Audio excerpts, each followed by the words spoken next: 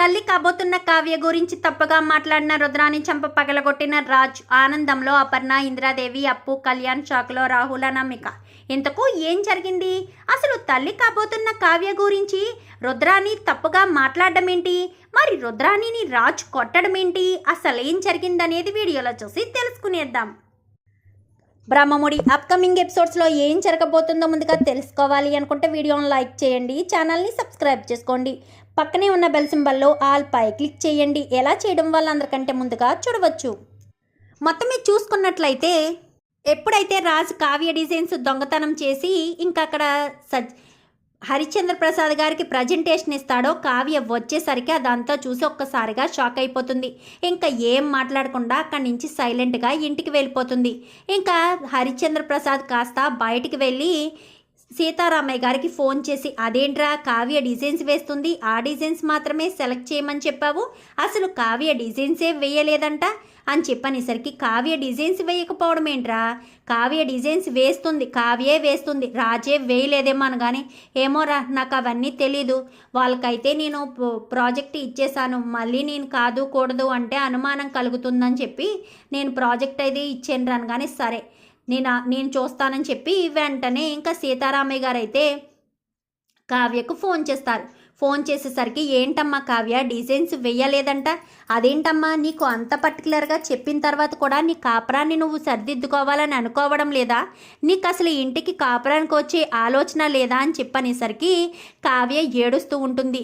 అమ్మ కావ్య ఎందుకమ్మా ఏడుస్తున్నావు అని చెప్పనేసరికి, డిజైన్స్ నేను వేశాను తాతయ్య గారు, కానీ మీ మనవడే నేను వేసిన డిజైన్స్ కాస్త దొంగతనం చేసి అక్కడ ప్రజెంటేషన్ ఇచ్చారు, నన్ను ఏం చేయమంటారు, నా భర్తే నన్ను కాపురానికి తీసుకువెళ్ళడానికి ఇష్టం లేకుండా తను డిజైన్స్ వేయడం మానేసి నేను వేసిన డిజైన్స్ దొంగతనం చేస్తే ఇంకా నేను ఏం చేయాలి అని చెప్పి ఇంకా కావ్య బాధపడేసరికి, సరేనమ్మా నేను వాడితో మాట్లాడతానని ఫోన్ పెట్టేస్తారు.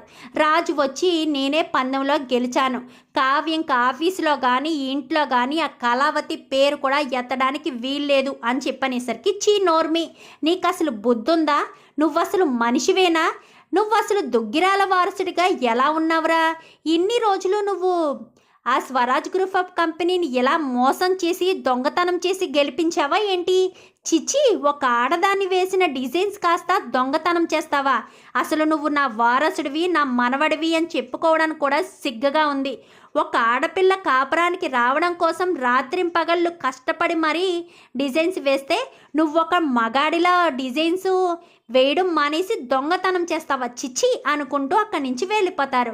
నువ్వెంత మోసం చేస్తావని అస్సలు అనుకోలేదు రాజ్, అసలు కావ్య ఏం తప్పు చేసిందని రాజ్ కావ్యం మీద ఇంత కక్ష కట్టావు, ఈ కుటుంబాన్ని తన కుటుంబం అని అనుకున్నదా, ఇక్కడ ఉన్నన్ని రోజులు ఇంట్లో వాళ్ళందరికీ కూడా కడుపు నిండా తిండి పెట్టింది, ఒక పని మనిషి కంటే హీనంగా కావ్య ఇంట్లో వాళ్ళందరికీ సేవలు చేస్తే ఇప్పుడు కావ్య నీకు అంత చేదైపోయిందా, అంత పరాయిదైపోయిందా, అసలు కావ్య ఏం తప్పు చేసింది, నన్ను నిర్లక్ష్యం చేసిందనా, నన్ను కావ్య నిర్లక్ష్యం చెయ్యలేదు అని చెప్పాను, ప్రతి క్షణం నీకన్నా ఎక్కువగా కావ్యే నన్ను చూసుకుంది, నువ్వు వద్దు అంటే వెళ్ళిపోయేవాడివేమో, కానీ కావ్య మాత్రం నాతో గొడవ మరి నన్ను మామూలు మనిషిని చేసింది, లేదంటే మీ డాడీ చేసిన మోసానికి నేను ఎప్పటికీ కూడా మీ డాడీని క్షమించేదాన్నే కాదు, కానీ కావ్య నన్ను పూర్తిగా మార్చి మీ డాడీని క్షమించేటట్టు చేసింది, అలాంటిది నువ్వు కావ్యను కాపురానికి తీసుకురావడం కోసం, కావ్య ఎప్పటికీ కూడా ఆఫీసులో అడుగు పెట్టకుండా ఉండడం కోసం ఒక మగవాడు దొంగలా మారి నా కొడుకు దొంగలా మారినందుకు చిచ్చి నిన్ను చూస్తేనే నాకు అసహ్యంగా ఉంది అని చెప్పి ఇంకా అందరూ కూడా అనేసరికి ఇంకా రాజుకైతే చాలా నర్వస్గా ఫీల్ అవుతాడు. వెంటనే కళావతి ఇంటికి వెళ్తాడు. కళావతి కావ్య అయితే గుమ్మంలో కూర్చుని ఏడుస్తూ ఉండగా ఇంకా రాజు అయితే కావ్య ముందుకు వెళ్ళి కావ్యకు క్షమాపణ చెప్తాడు. చెప్పేసరికి, అది నన్ను క్షమించండి అత్తయ్య గారు, కళావతి నన్ను క్షమించు, నేను చాలా పెద్ద పొరపాటు చేశానని నాకు ఇప్పుడే అర్థమైంది, నీ మీద కోపంతో పగతో ఇదంతా చేశాను, కానీ నేను చేసిన తప్పేంటో నేను తెలుసుకున్నానని ఇంకా రాజ్ అయితే కావ్యాన్ని ఇంటికి తీసుకొస్తాడు. ఇంకా ఇద్దరు కూడా గుమ్మంలో ఉండేసరికి అపర్ణ కావ్యం తీసుకుని రాజు వచ్చాడు అని చెప్పనేసరికి ఇంకా అపర్ణ కాస్త హారతి ఇచ్చి లోపలికి తీసుకొస్తుంది. తీసుకొచ్చిన తర్వాత, నువ్వు మనస్ఫూర్తిగానే కావ్యం తీసుకొచ్చావా రాజు అనగానే, మనస్ఫూర్తిగానే నేను చేసిన తప్పు ఒప్పుకునే తీసుకొచ్చాను మమ్మీ. కావాలంటే ఇప్పుడు ఎంతమందిలో కావాలంటే కావ్య కాళ్ళు పట్టుకునైనా క్షమించమని అడుగుతాను అని చెప్పనేసరికి, వద్దండి, మీలో ఈ పశ్చాత్తాపం ఉంటే చాలు. మీరు నన్ను క్షమించమని అడగనవసరం లేదు. నేను కేవలం మీ గుండెల మీద మీ మనసులో ప్రేమ కావాలని కోరుకున్నానే తప్ప మిమ్మల్ని నా కాళ్ళు దగ్గర వేసి తొక్కాలని మాత్రం నేను ఎప్పుడూ కోరుకోలేదు అని చెప్పనేసరికి, అది రాజ్ కావ్య అంటే. కావ్య గొప్పతనం అర్థం చేసుకో. కావ్య ఇంటికి ఎంతో సేవ చేసింది. సంవత్సరం పాటు మీ అమ్మ కావ్యని ఒక కోడల్లా కాదు కదా, ఒక మనిషిలా కూడా చూడలేనప్పుడు కూడా కావ్య ఎవరిని కూడా ఏమీ అనలేదు. కేవలం నీ మనసులో కొంచెం కాకపోతే కొంచెమైనా ప్రేమ ఉందన్న ఉద్దేశంతో. కానీ ఆ మాట అనడంతో కావ్య చాలా బాధపడింది రాజ్.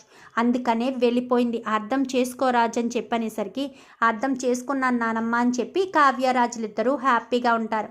ఇంకా కావ్య వచ్చిన 3వ రోజుకి అప్పటికే కావ్య పుట్టింటికి వెళ్ళి 2-3 నెలలు కావడంతో కావ్య వచ్చిన 3వ రోజు అందరికీ కాఫీ టీలు ఇస్తూ ఉంటుంది హడావిడిగా. ఎందుకంటే రాజునే సీఈఓగా ఉండి కావ్య మాత్రం డిజైనర్గా ఆఫీస్కి వెళ్తాను అని చెప్తుంది.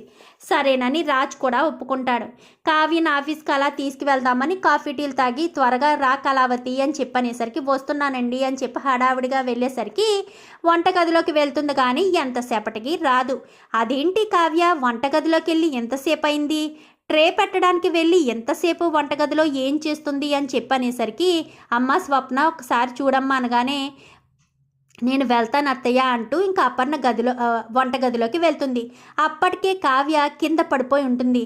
అత్తయ్య అని చెప్పి గట్టిగా అనేసరికి రాజ్ కాస్త అందరూ వెళ్తారు. ఏం జరిగిందంటే, ఏమో తెలియదు అత్తయ్య, కావ్య కింద పడిపోయిందని చెప్పనేసరికి వెంటనే రాజ్ తన చేతులతో ఎత్తుకుని హాల్లోకి తీసుకొచ్చేసరికి డాక్టర్ని పిలవడంతో డాక్టర్ కాస్త వస్తారు. డాక్టర్ వచ్చేసరికి ఏం జరిగింది అనగానే, తెలియదు డాక్టర్, వంటగదిలో పడిపోయిందని చెప్పనేసరికి సరేనని ఇంకా డాక్టర్ చెక్ చేసేసరికి, కంగ్రాచులేషన్స్ రాజ్, మీరు తండ్రి కాబోతున్నారు అని చెప్పనగానే రుద్ర అని ఇదే అదును అన్నట్టుగా మాటలన్నీ రెడీ చేసుకుంటూ ఉంటుంది మనసులో. అయితే ఇంకా ఇలా డాక్టర్ వెళ్ళడంతో ఇంకా తన మాటల్ని బాణాల్లా వదిలేస్తూ ఉంటుంది. ఏంటి రాజ్, తండ్రి కాబోతున్నావా? కావ్య పుట్టింటికి వెళ్ళి సుమారు 2 నెలలు కావస్తుంది, నువ్వు తండ్రి కావడం ఏంటి రాజ్? కావ్య నీతో ఎప్పుడు కలిసింది? అసలు మీ ఇద్దరికి మొదటి రాత్రి అయినా అయ్యిందా? అవ్వకుండా కావ్య తల్లి ఎలాగవుతుంది అని చెప్పనేసరికి, అత్త నోటుకొచ్చినట్టల్లా మాట్లాడకనగానే, నోటుకొచ్చినట్టల్లా మాట్లాడకపోవడం ఏంటి రాజ్, నీకు తెలియదా ఏంటి? కావ్య నువ్వు ఎప్పుడు ఒకటయ్యారని? కావ్య సుమారు 2 నెలలు దగ్గర అవుతుంది. ఇంచుమించుగా నెల 15 రోజులు కాస్త పుట్టింట్లోనే ఉంది. మరి తల్లి కావడం ఏంటో, పుట్టింట్లో ఏదైనా కాలు జారిందేమో అని చెప్పనేసరికి, అత్త నోరు అదుపులో పెట్టుకుని మాట్లాడితే బాగుంటుంది. ఎంత మాట అంటే అంత మాట అంటే మాత్రం పెద్దదానివని కూడా చూడను అని చెప్పనేసరికి, ఏంట్రాజ్ ఉన్నమాట అంటే ఉలికెక్కువ అన్నట్టుగా అలా మాట్లాడతావు? ఏ నీ భార్య నువ్వు ఒకటయ్యారా ఏంటి? మరి ఒకటవ్వలేదు కదా, ఇక్కడ మొదటి రాత్రులు ఏర్పాటు చేయలేదు, ఏమీ జరగలేదు. మరి అలాంటి తప్పుడు మీ భార్యాభర్తలు ఇద్దరూ ఒకటి కాకుండా కావ్య తల్లి ఎలా అయ్యిందో అంటూ ఇంకా రుద్రాని అనేసరికి రాజ్ అయితే చెంప చెల్లు అనిపిస్తాడు. నా భార్య నేను ఒకటయ్యాం, నీకు చెప్పవ్వాలా లేక నువ్వు చూస్తుండగా అవ్వాలా? నోటుకొచ్చినట్టల్లా మాట్లాడకు, అర్థమవుతుందా? నా భార్య ఏంటో నాకు తెలుసు. నోరు ఎంత ఉంది కదా అని అంత మాట అనేస్తే మాత్రం ఎప్పుడూ నీకు గౌరవం ఇచ్చే నేను గౌరవం పోయేటట్టుగా నువ్వు చేసుకున్నావు. ఇంకెప్పుడైనా సరే నా భార్య గురించి తప్పుగా మాట్లాడితే మాత్రం అస్సలు ఊరుకోను. ఇంకొకసారి నా భార్యను తక్కువ చేసి కానీ నా భార్య క్యారెక్టర్తో తప్పు చేసి కానీ నువ్వు మాట్లాడేవనుకో, ఇంట్లో ఉండడానికి కూడా నీకు ఎలాంటి అర్హత ఉండదు. ఇంట్లో వాళ్ళు ఎవ్వరు పర్మిషన్ కూడా తీసుకోకుండా ఇంట్లోంచి బయటికి గెంటేయడానికి కూడా నేను వెనకాడను అని చెప్పనేసరికి రాజ్ అనగానే, నోరు మూసే రుద్రాని, ఇంకొక మాట మాట్లాడేవంటే ఈసారి వాడి కాదు కొట్టేది, నేను కొడతాను. ఏ నాటకాలు వేస్తున్నావా ఏంటి? నీ కొడుకులాగా చెడు తిరుగులు తిరిగే అలవాటు నా కోడలకు ఉందనుకుంటున్నావా? నోటుకి ఎంత మాట అయితే అంత మాట మాట్లాడేవంటే మాత్రం చంప చెల్లు మనిపోతుంది. ఈసారి చేత్తో కాదు చెప్పుతో సమాధానం చెప్పాల్సి వస్తుందనేసరికి రాజ్ కావ్యం తీసుకుని గదిలోకి వెళ్ళు అని చెప్పనేసరికి రాజ్ కాస్త వెళ్తాడు. కావ్య ఏడుస్తూ ఉంటుంది. ఎందుకు కళావతి నువ్వేడుస్తున్నావు? నువ్వేంటో నాకు తెలుసు. మనిద్దరం ఒకటయ్యామో లేదో నాకు తెలుసు. ఎవరో పనికి మాలోళ్ళు ఏదో అంటే నువ్వెందుకు బాధపడడం? నీ భర్తగా నేను నిన్ను సపోర్ట్ చేస్తున్నాను అనగానే కావ్య కాస్త రాజును హత్తుకుంటుంది.